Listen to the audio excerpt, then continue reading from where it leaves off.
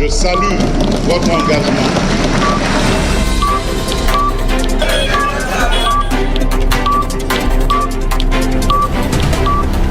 Pourquoi pas? Les filets qui tremblent.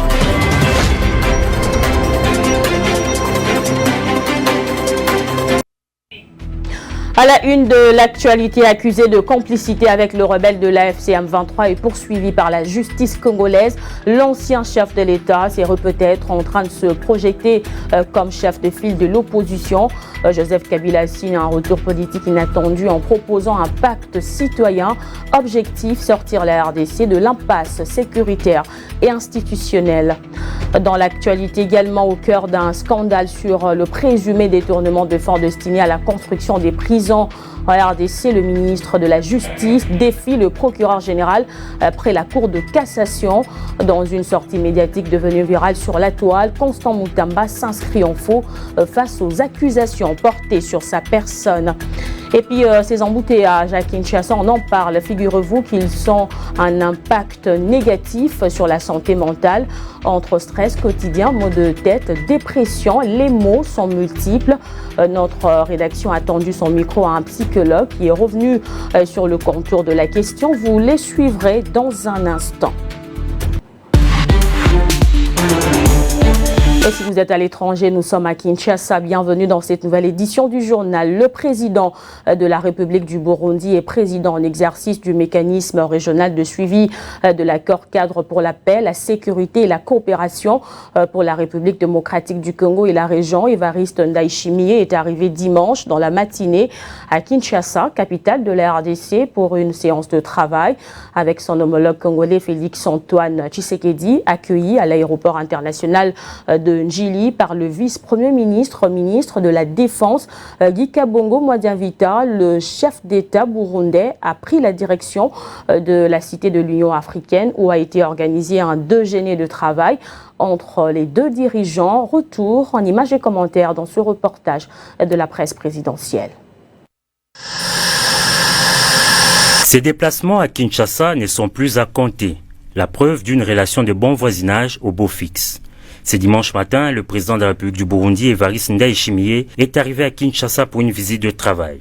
Accueilli à l'aéroport international d'Njili par le vice-premier ministre, ministre de la Défense, le président burundais a ensuite pris la direction du palais présidentiel de Mongaliema, où l'attendait son homologue de la République démocratique du Congo, Félix-Antoine Tshisekedi Tshilombo.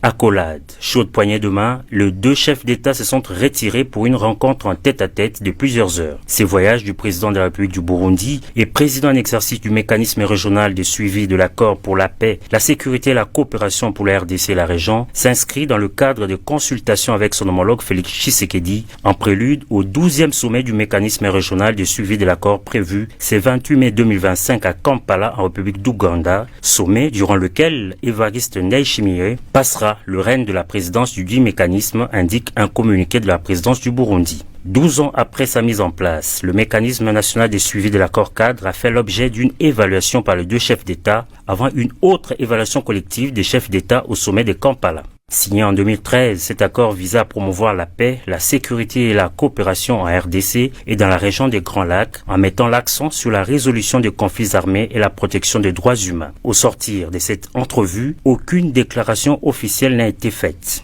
Pour le départ de son hôte de marque, le président Félix Tshisekedi l'a accompagné jusqu'à l'aéroport international de Njili. Les deux dirigeants vont poursuivre leurs entretiens lors du sommet de Kampala annoncé pour ce 28 mai 2025.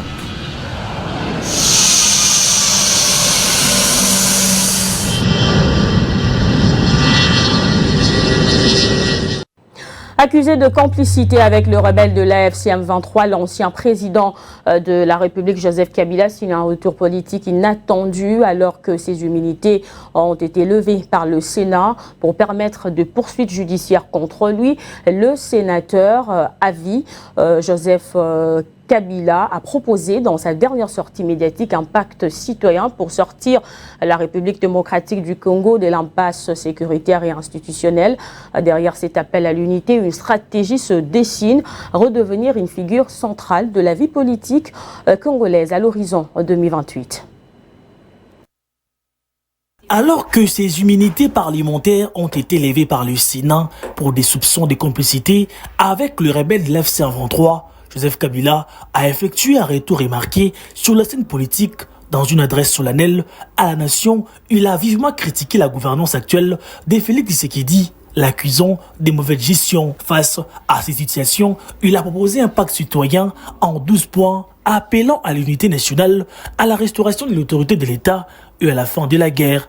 Il se présente ainsi comme un homme d'État soucieux de l'avenir du pays. Kabila a également salué les initiatives internes et internationales en faveur de la paix, notamment l'action conjointe de la CENCO et de l'ECC, ainsi que les négociations menées à Doha et à Washington.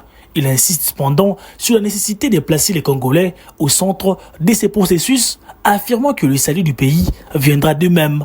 Cette posture renforce son image de leader expérimenté au-delà des clivages partisans, prêt à guider la nation dans un moment de grande incertitude. Ces retours s'inscrivent dans une stratégie politique plus vaste alors que son parti, le PPRD, se restructure en vue des élections 2028.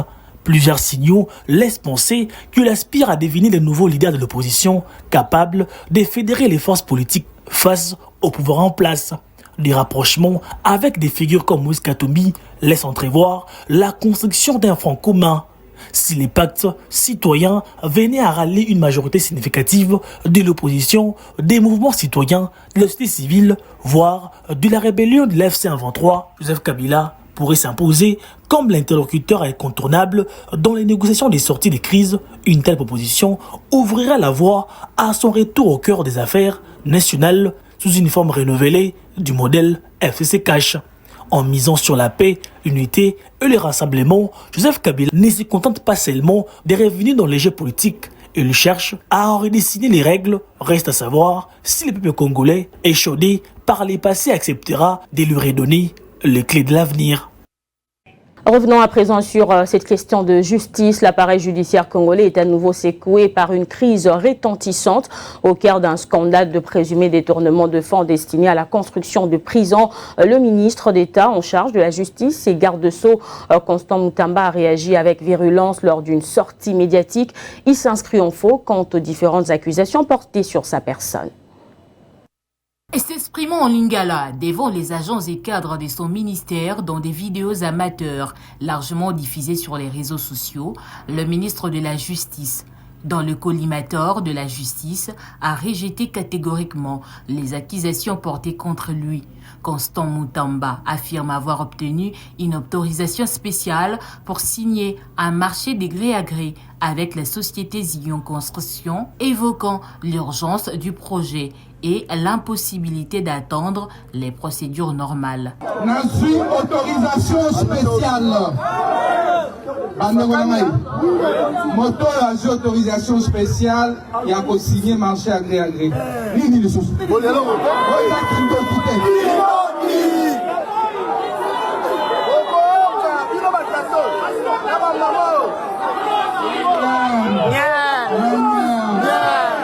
Yami Balé.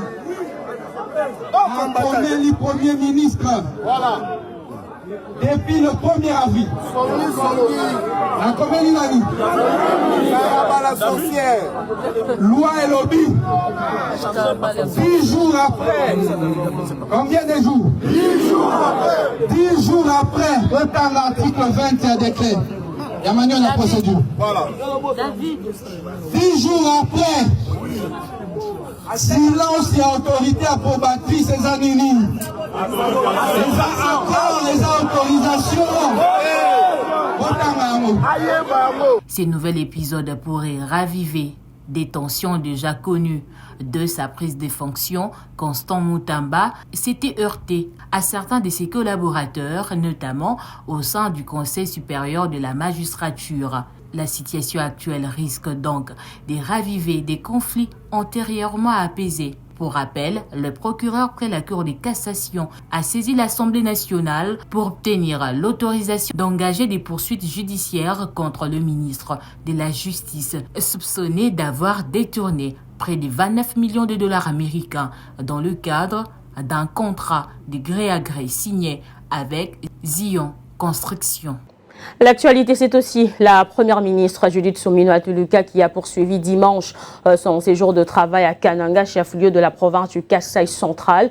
La chef du gouvernement se rendue sur le terrain pour s'imprégner des réalités locales. La première ministre a visité entre autres le site du projet Mégatron et inspecté en même temps les travaux de la route Kananga-Kalambambouji, un axe vital reliant la RDC à l'Angola et connectant en même temps le Kasaï central à Chikapa.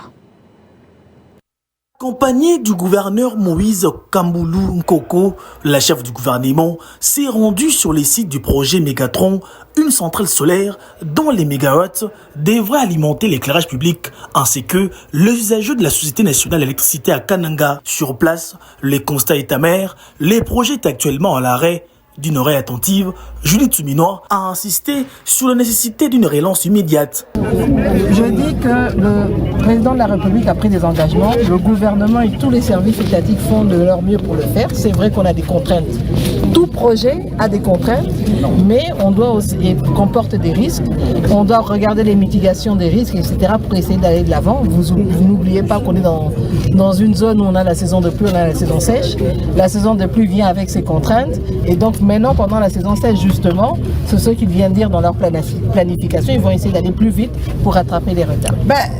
C'est la route, qu'est-ce que vous voulez? Vous avez vu, vous avez visité avec moi, donc vous devez rendre compte de ce que vous avez vu et pas autre chose. La première ministre a ensuite inspecté les travaux de réhabilitation de la route Kananga-Kalambambouji, un axe stratégique reliant la RDC à l'Angola et connectant les Kasaï central à Chikapa. Long de 230 km, ces tronçons s'inscrivent dans un projet plus vaste, incluant également la réhabilitation des routes provinciales 709 et de la route nationale 39. Elle a également réaffirmé sa volonté de suivre personnellement l'exécution des travaux jusqu'à leur aboutissement, appelant à une gestion rigoureuse et une communication transparente. Dans le respect des orientations du chef de l'État, le ministre des Finances, accompagné du ministre d'État en charge des infrastructures et travaux publics, du gouverneur de la ville de Kinshasa, du directeur général de l'Office de voirie et drainage, ont sillonné quelques artères de la capitale sur des chantiers de routes en réhabilitation. Il s'agissait d'une mission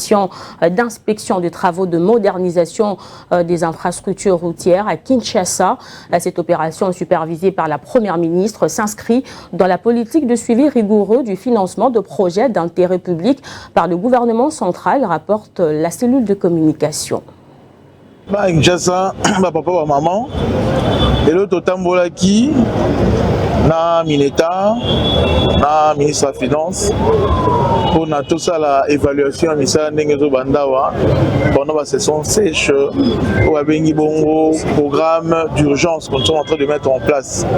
Alors, programme Oyo et Rosala que tout le monde boulot, tout ça la paix, tout continue à banzer les alliés Kotongama. Au fait, chose de taille, ça qui vient dans le discours, embouteillage, à Bossa et Kinshasa. Alors, tout ça s'inscrit dans un grand programme de lutte contre les embouteillages. Voirie et ça problème à Kassi. Voirie Tolingue à qualité et hommage très appuyé, très mérité dans mon Konzamboka, Félix Antoine Tshisekedi Tshilombo, l'accompagnant Azali Gosala pour la voirie à Kinshasa et Téléma. Mais également, tout allons assurer que Bilo Bozomon a un embouteillage pour remettre fin en haut. Tant Misala Oyo aussi là, et je pense que l'embouteillage est aux Alabongo, ils sous-soutés. Donc, il y a Motou et Angwana, Tokanga Mitema, Netolobara, Gelobi ou Legalelo, Otuzomon Alelo et aux passagers. C'est difficile, c'est dur, mais Photo Legara Nanzela, il y a Misala Ozo Salama. Particularité, c'est qu'il y a toute une coordination qui est mise en place pour que Marambo et ça Malam. Donc, il y a un moment qui présente à Mineta. Pour na sur Tamboli, donc Maboulou et Gobambama, Banzele au continuer au Salama, pour tous avoir la qualité, voir à Malamu et permettre à ceux que l'embouteillage est ici là. Donc en Moutema, Lobby et Olegalelo, Kinshasa et Zobonga. Merci. Je vous le disais en titre, à Kinshasa, se lever aux horreurs pour éviter les embouteillages, un pari perdu pour de nombreux Kinois. Malgré des départs, dès 4h ou 5h du matin, les bouchons restent en tout cas inévitables. Une situation qui dépasse la simple contrainte de temps. Elle pèse désormais lourdement sur la santé mentale des habitants. Stress, voire dépression. Les conséquences sont bien réelles. Reportage. Affronter les embouteillages pour les Kinois est devenu routine. Pour éviter d'y faire face, certains auraient pourtant cru que se lever dès le lever du soleil, 4 heures, voire 5 heures du matin, aurait été une solution. Pourtant, comme ici, cette internaute habitant le quartier Brikine, s'élevant de bonne heure, a été prise dans un embouteillage. Elle ne serait d'ailleurs pas la seule. Plus que devenue agaçant pour plusieurs, cette situation ne passe sans impact sur le psychique, le moral, voire même le mental de certains Kinois. On peut avoir un rendez-vous et après on est bloqué aux embouteillages. Ça peut causer un problème et on peut être frustré. Après, je pense que si on arrive au lieu, on ne saura pas comment gérer certaines situations. Quand je suis dans ce genre de situation, je me sens très stressée. Oui, les embouteillages en tout cas nous fait souffrir exactement parce que nous passons de longues heures en route. Déjà les matins en allant au travail. Ça nous perturbe, arriver au boulot, on n'a pas la morale assez pour bien travailler. Et puis... La durée du trajet entre le domicile et le travail et les symptômes dépressifs ne sont pas éloignés. Un temps de trajet quotidien supérieur à 1 heure augmente de 16% le risque de développer les symptômes dépressifs. Du stress et de l'anxiété. Vous savez, le stress va entraîner une libération importante de l'adrénaline qui est d'abord l'hormone du stress. Et c'est assez dû aux inquiétudes que la personne s'est fait par rapport aux embouteillages. L'agoraphobie, par exemple, qui est la peur des situations difficiles. Voilà. Alors, la personne aura du mal de prendre le bus en commun. Voilà. Donc, ce sont des aspects psychologiques qui peuvent surgir pendant qu'on est coincé dans les embouteillages. Pour certains psychiatres, cette situation a non seulement un impact sur le rendement professionnel, mais aussi sur le lieu social et entraîne un sentiment de culpabilité et d'angoisse liée à l'incertitude de l'heure d'arrivée au travail. Il peut y avoir également une perte de confiance dans le fait de travailler. Dans le cas extrême, certains travailleurs vont jusqu'à s'absenter du travail car le stress de prendre la voiture le matin devient insupportable. Allez, on parle sport à présent. D'abord, le Daring Club Motema Pembe a brillamment dominé les Aigles du Congo sur le score de 3-1 le dimanche 25 mai 2025 lors de play-off de la Ligue nationale de football. Cette victoire qui s'inscrit dans une dynamique positive après leur succès contre l'AC Rangers et le FC Lupopo permet en tout cas aux Immaculés de consolider leur place parmi les favoris au titre, portés par une prestation collective convaincante et une efficacité offensive. Je vous propose de suivre tour à tour les coachs des deux équipes après la rencontre. Hier, j'étais ici, je disais que nous étions dans la continuité, n'est-ce pas, de notre élan pour que nous soyons dans le podium. Ce qui veut dire que je m'attendais à cela, n'est-ce pas? Et nous savions que c'était ça le football. Et je vous disais également que mon adversaire était une très très grande équipe, mais nous devons prendre les dispositions. Donc voilà, nous savions que ça ne devait pas être facile parce que vous avez vu que nous avons peiné. On a été mené 1-0. Il a fallu être mentalement fort pour revenir au score. En gagnant 2 grands, au niveau des jeunes, ça leur donne la confiance. Ils se disent que nous pouvons maintenant. Peut-être qu'au départ, ils ne croyaient pas. Maintenant, il y a la confiance. Je crois que nous allons continuer de travailler pour que nous allions dans cet élan-là pour faire plaisir à nos supporters et à nous-mêmes aussi. Donc, on a vu qu'ils étaient supérieurs à nous aujourd'hui en deuxième mi-temps. On accepte, c'est tout. Non, on l'a pas perdu. Vous avez bien cerné le problème. Le problème s'est situé au niveau de l'axe central aujourd'hui, dans les sorties de balles. Ils ont trop fait tarder à sortir les ballons. Et c'est pour ça, on commence par Moba. On va pas le fustiger. Ça fait 2 matchs qu'il n'a pas joué. Il tardait un peu, il pensait que ça allait être facile, mais c'était pas facile parce que les autres ils sont venus pour mettre la pression. On peut pas dire que DSMP nous a dominé en première mi-temps, on a donné un but, après on contrôlait le match. C'est le deuxième but qui nous fait mal sur encore une erreur individuelle de chez nous. C'est ça qui, après à 1-1 on est bien, mais après quand tu prends le 2-1, ça commence à essayer de chercher à marquer le but et essayer de chercher à défendre mais tout en allant. On savait que le troisième allait peut-être arriver, mais il fallait pousser pour essayer de l'égaliser. Et puis le coup d'envoi de la 59e édition de la Coupe du Congo approche à grands pas. La Fédération congolaise de football association FECOFA a procédé le week-end dernier au tirage au sort du premier tour préliminaire. Le champion de cette compétition validera une place à la Coupe de la Confédération.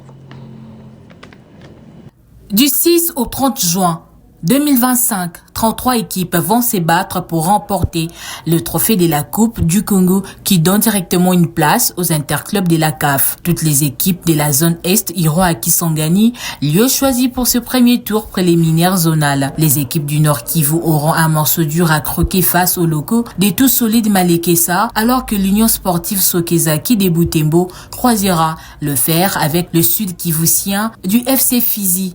Et le FC Mwangaza de Beni marchera le FC Cobra de Kisangani. Pour la zone ouest, le match vont se jouer à Kinshasa. Pour cette zone, DCMK Renaissance du Congo, FC Colobri de Boende contre Union de l'Équateur. Tout puissant, le croyant sera face à l'OSC Les Élites.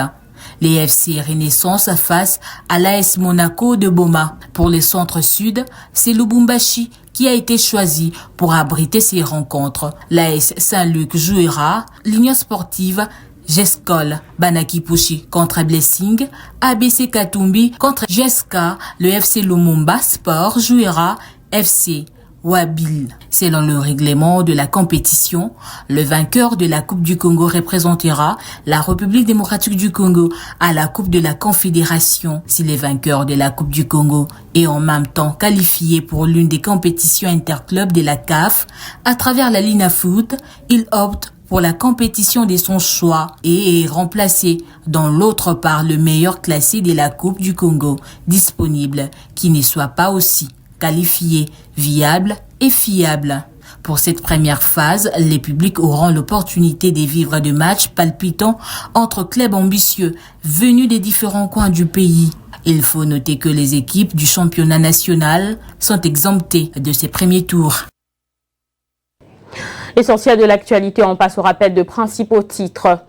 Accusé de complicité avec le rebelle de l'AFC M23 et poursuivi par la justice congolaise, l'ancien chef de l'État s'est peut-être en train de se projeter comme chef de file de l'opposition. Joseph Kabila signe un retour politique inattendu en proposant un pacte citoyen. Objectif, sortir la RDC de l'impasse sécuritaire et institutionnelle.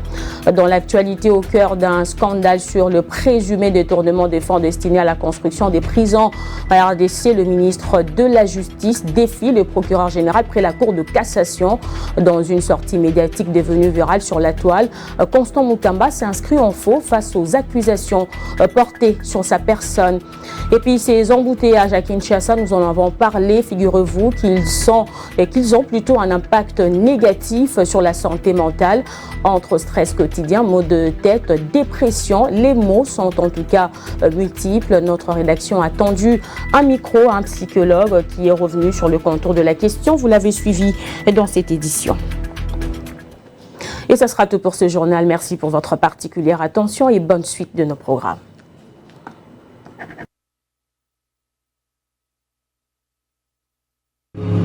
Je salue votre engagement.